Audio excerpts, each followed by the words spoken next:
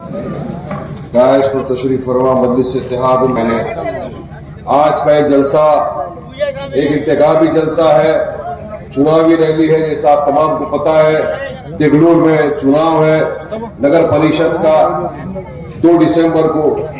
जिस तरह मुख्तलिफ सियासत पार्टियों ने अपने अपने उम्मीदवारों को उतारा है, इसी तरह मजलिस इत्तेहादुल मुस्लिमीन ने आपके शहर देगलूर से नगर परिषद नगर सेवक उम्मीदवारों को उतारा, जिनके नाम मैं आपके सामने बताऊंगा।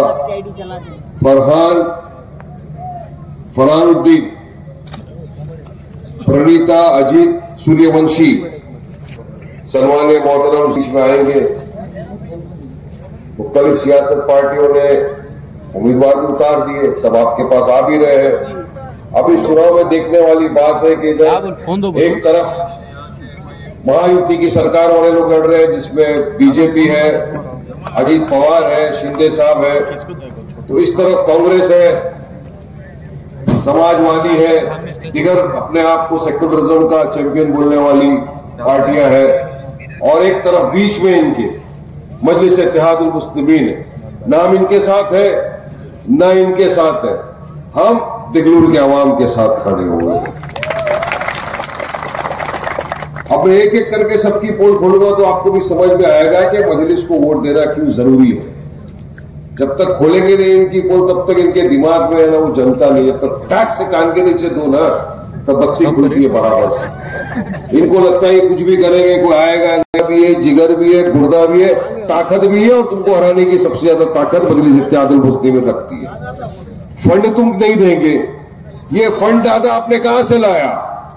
ये तो आपका मेरा पैसे का है, टैक्स पेयर का पैसा है।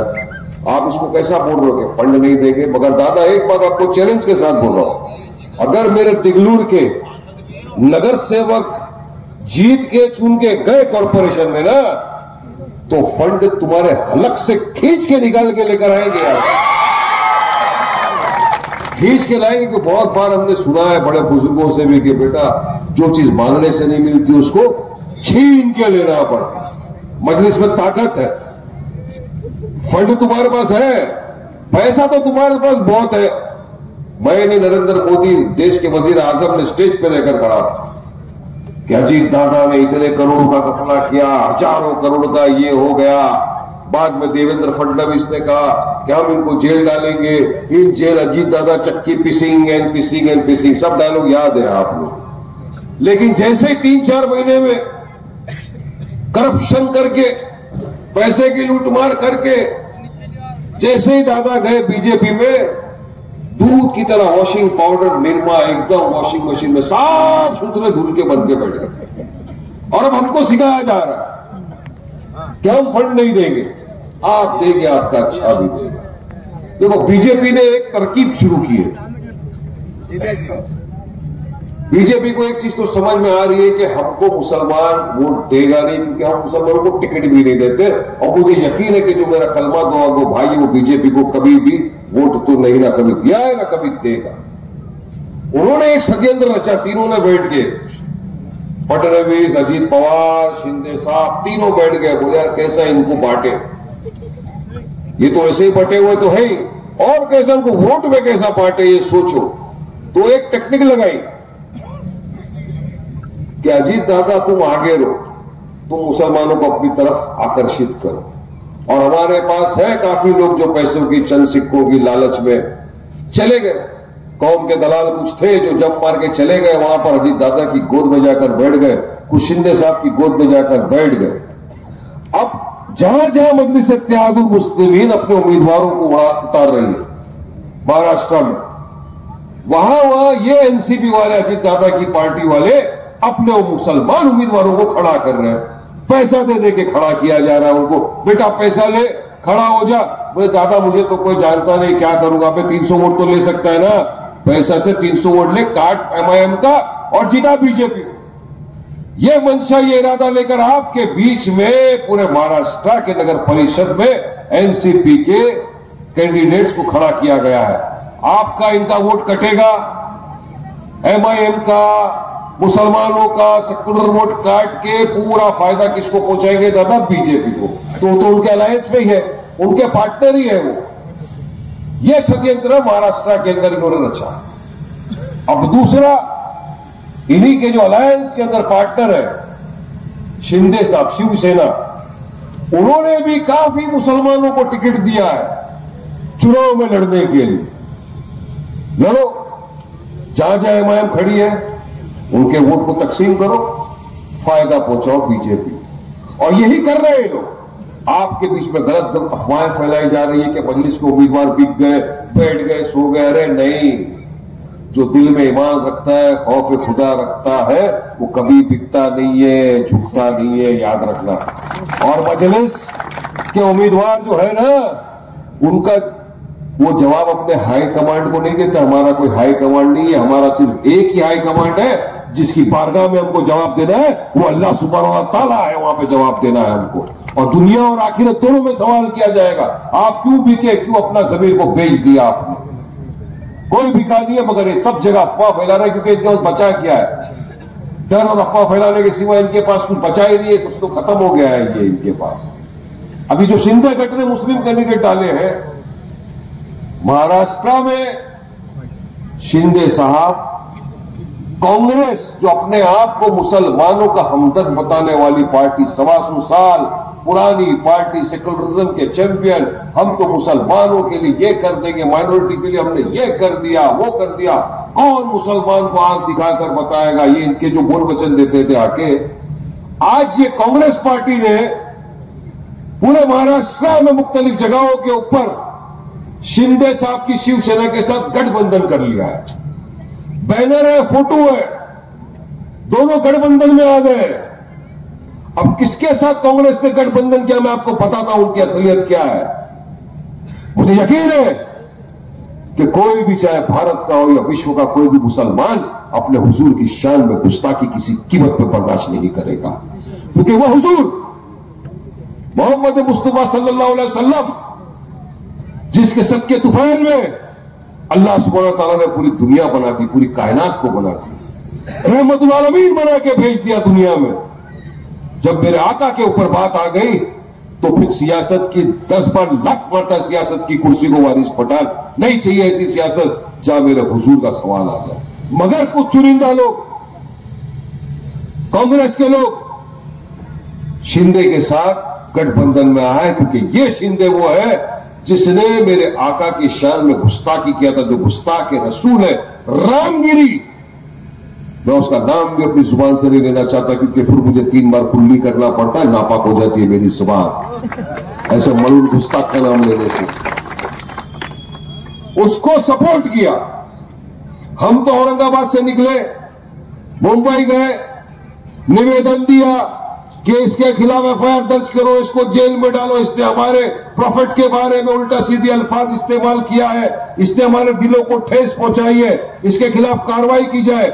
हमारे बोलने पे तो कोई कार्रवाई नहीं हुई, कोई कदम नहीं उठाए गए, कुछ नहीं किया गया। मगर शिंदे साहब ने उस रामगिरी को अपने मंच पे बिठाया और पूरी पब्लिक के सामने, पूरे मीडिया के सामने कहा, इसने जो बोला सही बोला, मैं देखता हूं कौन इसके बाल को हाथ लगाता है, कौन इसको जेल में डालता है। ये शिंदे साहब ने एक गुस्ताख के रसूल को सपोर्ट किया पूरा, और आज उसके साथ ये कांग्रेस जा रही है। यकीन मानो मेरे दोस्तों, भाइयों, बुजुर्गों, वारिस पठान हक की बात करता है। मैं मेरे हुजूर के नाम से कोई सियासत नहीं करना चाहता हूं।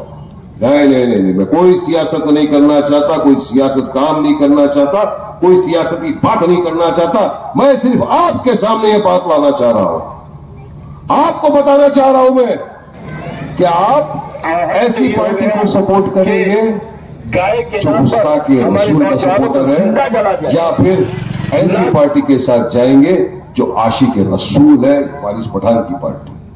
फैसला आपको करना है, फैसला आपको करना है। मैं इसमें कुछ नहीं बोलूंगा, इसमें कोई सियासत नहीं है। आप सोचिए इस बात को कि किस हद तक कांग्रेस गिर सकती है सिर्फ वोटों के लिए, कि उसके साथ भी चले जाएंगे। और यकीन मानो वो जो उम्मीदवार वहां से लड़ रहे हैं उनकी पार्टी से काफी तो हमारे मुसलमान हैं। मैं कहूंगा तो क्या बोले कि मस्जिद में जाओगे, किसको शक्ल दिखाओगे कि यार चुनाव चला गया। वो जो लोग हुजूर पाक सल्लल्लाहु अलैहि वसल्लम की शान में गुस्ताखी की उनके साथ, मगर ये बेशरम है। इनका सिर्फ एक ही चीज है, पैसे से मतलब है, बस पैसों से मतलब है इनको। तो ये आपके सामने दोनों पार्टियां हैं जो इस वक्त पूरे महाराष्ट्र में घूम रही है और इल्जाम हम पे। बी टीम तो ए टीम बन चुकी है। मैं तो हमेशा से बोल रहा हूं कांग्रेस बी टीम है भाजपा की, वो भाजपा को सपोर्ट करती थी, करती है, आगे भी करती रहेगी, मगर इल्जाम मजलिस पे डाल देंगे। तुम्हारे इल्जाम से कोई फर्क नहीं पड़ता, क्योंकि आप तमाम ने नहीं रोई, कुछ ही दिन पहले नहीं रोई, देखा बिहार का रिजल्ट। बिहार को सुनी झांकी है, पूरा दिग्लूर का चुनाव अभी बाकी है, याद रखना मेरी इस बात।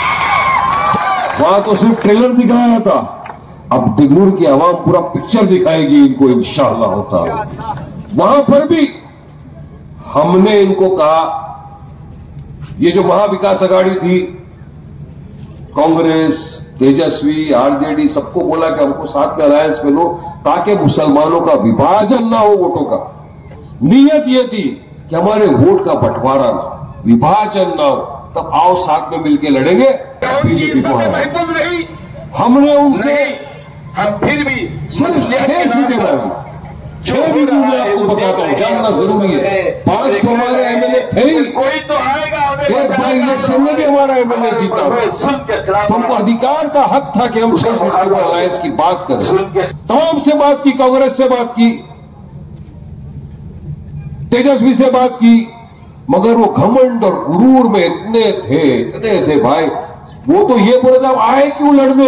अरे भाई सीमांचल किसके बाप की जागीर है क्या? जहां दिल चाहेगा पूरे देश में चुनाव लड़ेंगे। जितना अधिकार तुमको चुनाव लड़ने का, उतना अधिकार मजलिस को भी चुनाव लड़ने का है। नहीं आया हमारे साथ, चलो कोई बात नहीं, हम तो चुनाव लड़े।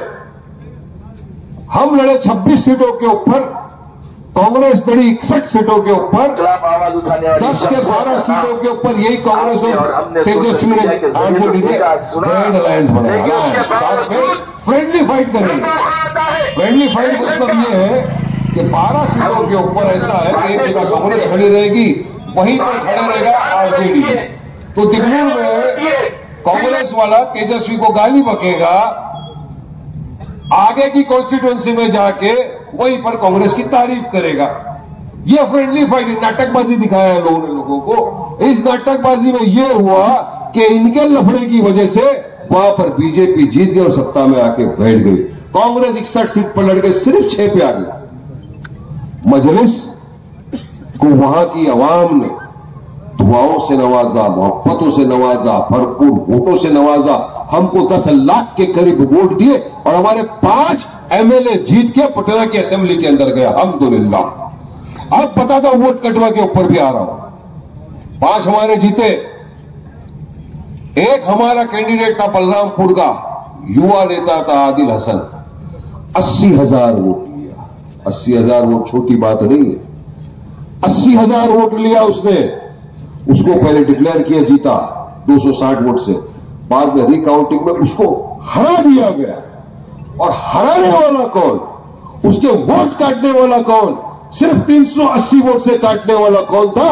तो कोई और नहीं, यही कांग्रेस का 7 वाला घटक दल का पार्टनर सीपीआई था। इन लोग दोनों ने मिलकर वहां पे हमारी सीट खराब किया, वहां वोट काटा, मजलिस को हराया। दूसरी जगह पर भी 80,000 के करीब हमने वोट लिया, 6,000 वोटों से हमारे उम्मीदवार को हराया, बीजेपी को जिताया। यहां भी हमारे उम्मीदवार को हराया, बीजेपी को जिताया। अब यही करने वो महाराष्ट्र के अंदर आए, मजलिस के उम्मीदवारों को हराओ, बीजेपी को फायदा पहुंचाओ, अजीत दादा को फायदा पहुंचाओ, शिंदे साहब को फायदा पहुंचाओ, फडणवीस को फायदा पहुंचाओ। ये आपके सामने हकीकत बात है। ये कोई कहानी नहीं है, कोई पिक्चर की स्टोरी नहीं है।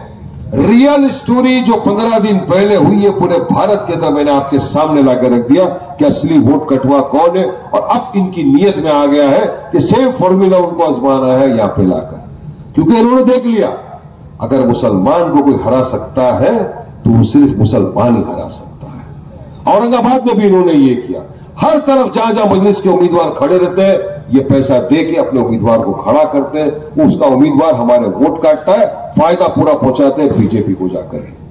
तो आपको सोचना है कि किसके साथ आपको जाना है। एक वो शख्स जो पूरे भारत देश में घूम रहा है, एक वो जमात जो पूरे भारत देश में घूम रही है, आपके हमारे हक की लड़ाई लड़ रही है। आपके हमारे इंसाफ की बात कर रही है, आपके हमारे हिस्सेदारी की बात कर रही है, मजलूमों की, दलितों की, पिछड़े हुए वर्ग की इंसाफ की बात कर रही है। वो पार्टी मजलिस इत्तेहादुल मुस्लिमीन और उसका कायद बैरिस्टर असदुद्दीन ओवैसी से। आज आप तमाम ने देखा कि देश के हालात बद से बदतर होते जा रहे हैं। जब से बीजेपी सरकार आई है, इनको हमारी तमाम चीजों से नफरत, हमारी बहन के हिजाब से नफरत, खाने पीने से नफरत, पहनने ओढ़ने से नफरत, मस्जिदों से नफरत, मदारिसों से नफरत, हमारी खानकाहों से नफरत, हर चीज से बीजेपी का बस एक ही काम था, नफरत नफरत नफरत फैलाओ। इस काम के लिए बीजेपी ने नफरती चिंटुओं को छोड़ दिया अपने के, जाओ आए दिन नफरत फैलाओ। क्योंकि अगर आप बीजेपी को सवाल करोगे विकास पे, उनके पास जवाब नहीं है। आप सवाल करोगे इतने सारे किसान महाराष्ट्र में, मराठवाड़ा में आत्महत्या कर रहा है, उसके लिए क्या पॉलिसी आपके पास, इनके पास उसका जवाब नहीं है। आप सवाल करोगे कि इतना करप्शन बढ़ रहा है पूरे महाराष्ट्र के अंदर, किस वजह, क्या वजह है, क्यों रोकते रही, इनके पास जवाब नहीं है। तो तमाम चीजों से ध्यान भटकाने के लिए बीजेपी अपने असली मुद्दों पर आ गई है, ध्रुवीकरण की राजनीति करना, और उसमें सबसे